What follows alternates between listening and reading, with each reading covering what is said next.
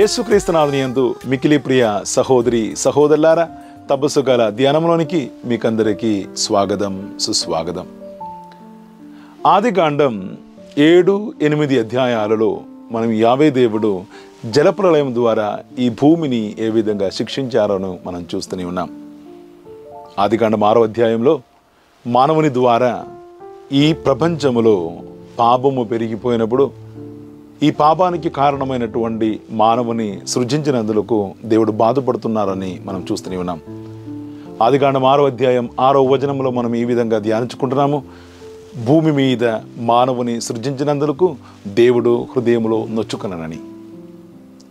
7వ అధ్యాయంలోకి వచ్చేసరికి ఈ శిక్ష కొనసాగిస్తూ దేవుడు భూమిని జలప్రలయంతో శిక్షించినట్లు తన యొక్క దృష్టిలో నీతిమంతుడిగా కావించినటువంటి నోవాని, అతని యొక్క కుటుంబాన్ని, అదేవిధంగా ప్రపంచంలో తాను సృష్టించినటువంటి ప్రతి జీవరాశి నుంచి ఒక్కొక్క జతని తీసుకొని ఒక ఓడలో ప్రవేశించమని నోవాతో చెప్తున్నారు. నోవా తన యొక్క కుటుంబ సభ్యులతోనూ అదేవిధంగా జీవరాశులతోనూ ఓడలో ప్రవేశించిన తర్వాత యావే దేవుడు 40 రోజులు ఎడతెగక వర్షం భూమి మీద కురిపిస్తున్నారు. 40 రోజులు ఎడతెగక వర్షం వచ్చినందున భూమి మొత్తం నీళ్లతో నిండిపోతున్నట్లు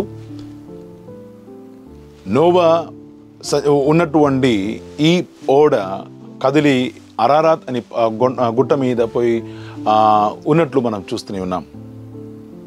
40 రోజుల తర్వాత దేవుడు నోవాని జ్ఞప్తికి తీసుకొచ్చిన అందున ఆయన వర్షాన్ని ఆపేస్తున్నారు. ఈ వర్షం ముగించిన తర్వాత 40 రోజుల తర్వాత నోవా భూమి మీద ఉన్నటువంటి నీళ్లు దిగిపోయిందో లేదో అని చూడడానికి ఆయన ఓడ యొక్క కిటికీలను తెరిచి మొట్టమొదటిగా ఒక కాకిని పంపుతున్నారు. వాక్యం సెలవిచ్చే ప్రకారం ఈ కాకి ఆ రోజంతా భూమి మీద అటు ఇటు తిరుగుతూ మళ్ళీ తిరిగి ఈ యొక్క ఓడలోనికి రాలేదని చెప్పేసి మనం చదువుతూనే ఉన్నాం. 40 రోజుల తర్వాత మళ్ళీ నోవా ఒక పావురముని పంపుతున్నారు. కానీ పావురము ఎక్కడ కూడా కాలు మోపడానికి దానికి చోటు లేనందున అది మాపటికి తిరిగి ఓడలోనికి వచ్చినట్టు మనం చూస్తూనే ఉన్నాం. భూమి మీద నీళ్లు ఇంకా దిగలేదని గ్రహించినటువంటి నోవా మళ్ళీ 40 రోజుల తర్వాత మరోసారి ఈ పావురముని పంపుతున్నారు.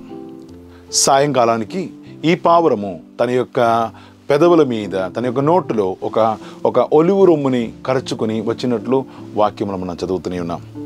ప్రియమైన సహోదరులారా, నోవా పంపించినటువంటి కాకి, నోవా పంపించినటువంటి పావురము మన యొక్క జీవితంలో ఉన్నటువంటి 2 భాగములే.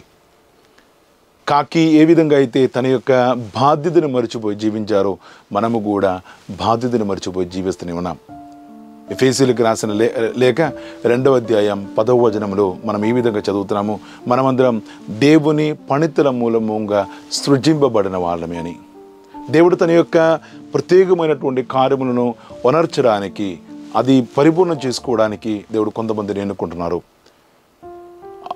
నిర్గమకాండ 3వ అధ్యాయంలో మనం చదువుతున్నాము, ఐగుప్తు దేశంలో బాధపడుతున్నటువంటి ఇశ్రాయేలీయుల యొక్క ఆర్తనాదము దేవుని యొక్క చెవిన పడగానే ఆయన మోషే ప్రవక్తను ఎన్నుకుంటున్నారు. మోషే ప్రవక్త చెప్తున్నారు, నా ప్రజల యొక్క ఆర్తనాదము నా చెవిలో పడని వారి యొక్క కన్నీళ్లకు ప్రత్యుత్తరముగా నేను నిన్ను పంపుతున్నానని. ప్రియమైన సహోదరులారా, మనమందరం కూడా ఈ లోకములో పంపబడినది దేవుని యొక్క పనిని పూర్తి చేసుకోవడానికి.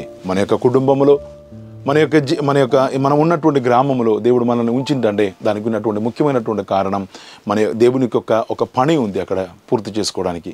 కానీ మనం ఈ పనిని మర్చిపోయి మన యొక్క స్వేచ్ఛలోను మన యొక్క స్వార్థంతోనూ మనం బ్రతుకుతున్నాం. కాబట్టి ఈ కాకి తిరిగి రానట్టు ఇది మనం కూడా దేవుని దగ్గర నుంచి దూరం అయిపోతూనే ఉన్నాం.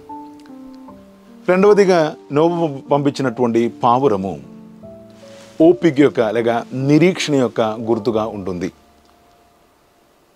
నోవా ఈ పావురం పంపించిన తర్వాత సాయంకాల సమయానికి అది తన యొక్క నోటులో ఒలువు రొమ్ముని ఖర్చుకునినట్టు వచ్చినటువంటి ఆ యొక్క సాంఖ్యం లేక ఆ యొక్క కార్యము నిరీక్షణకు గుర్తుగా నిలుస్తుంది. బహిరంగ మన యొక్క బయట ప్రపంచంలో కూడా పావురము దాని యొక్క నోట ఒలువు రొమ్ములతో ఉన్నటువంటి చిత్రము అది ఓపిక యొక్క, నిరీక్షణ యొక్క చిత్రముగా నిలుస్తుంది. ప్రియమైన సహోదరులారా, ఆశ నశించినటువంటి, ఓపిక నశించినటువంటి ప్రతి వ్యక్తి యొక్క జీవితంలో నిరీక్షణగా మారడానికి మనమందరం పిలువబడ్డాం. భూమి మీద దేవుడు పాపం ద్వారా భూలోకం మొత్తం నశించినప్పుడు లేక నిండిపోయినప్పుడు దానిని నశించినటువంటి అదే భూమిలోనూ ఇంకను బ్రతుకవచ్చు అని సందేశాన్ని ఇస్తున్నటువంటి సాంఖ్యమే ఈ పావురం చేసినది. ప్రియమైన సహోదరులారా, ఈ తపస్సు కాలంలో మనం ధ్యానిస్తున్నటువంటి సిలువ కూడా మనకిస్తున్నటువంటి సందేశం ఇది. మనమందరం నిరీక్షణ యొక్క యాత్రికులమని, అదేవిధముగా పాపము ద్వారా ఇంకను మనం చెడిపోయినటువంటి ఈ లోకంలో పాపములో పడిపోయినటువంటి మనకు ఇంకను బ్రతుకు లేదు అని, లేక మనల్ని రక్షించడానికి ఎవరు లేదని చెప్పేసి బాధపడుతున్నటువంటి ప్రతి వ్యక్తితో సిలువ చెప్తున్నటువంటి సందేశం కూడా ఇదే. మీ యొక్క పాపములకు పరిహారం నేను సిలువ మీద చేశాను, కావున మీరింకను మీ యొక్క స్వేచ్ఛలోనూ దేవుని యొక్క బిడ్డగా బ్రతకవచ్చు అని. ప్రియమైన సహోదరులారా, ఈ తపస్సు కాలం మనకిస్తున్నటువంటి ఈ యొక్క సందేశాన్ని స్వీకరించి జీవితంలో ఓపిక నశిస్తున్నటువంటి సందర్భములలో నిరీక్షణతో సిలువ వైపు చూస్తూ మన యొక్క ప్రయాణాన్ని కొనసాగిస్తాం. దేవుడు మనలందరినీ ధారాళముగా దీవించునుగాక, ఇప్పుడును ఎప్పుడును ఎల్లప్పుడును. ఆమేన్.